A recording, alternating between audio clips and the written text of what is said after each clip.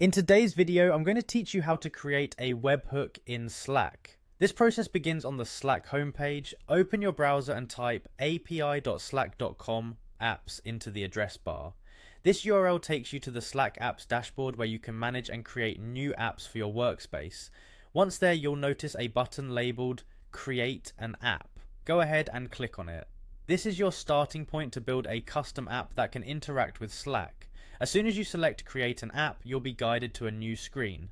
Look for the option that reads Use our configuration UI to manually add basic info, scopes, settings, and features to your app and click on it. This option gives you the flexibility to customize your app according to your specific requirements. At this stage, you need to provide a name for your webhook. Type in a unique and descriptive name that reflects the function or purpose of this webhook within your organization. Next, you'll need to associate your new webhook with a specific Slack workspace.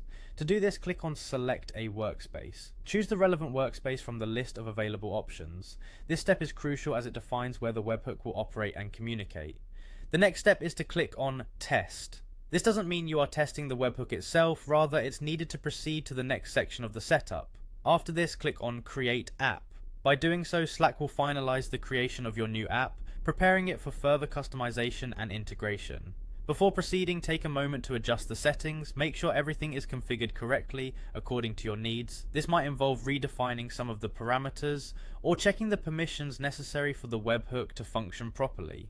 It's also a good practice to review everything once more to ensure all configurations are as expected. You'll find a link titled How to Create a Webhook in Slack. Select it, and it will direct you to additional resources and guides about refining and integrating your webhook effectively.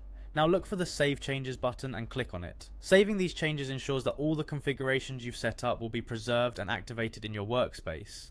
At last, type in Highlight in the search or command bar if needed to check specific functionalities or settings for your webhook. You should also click once again on the link that reads How to Create a Webhook in Slack in case further guidance or troubleshooting information is needed.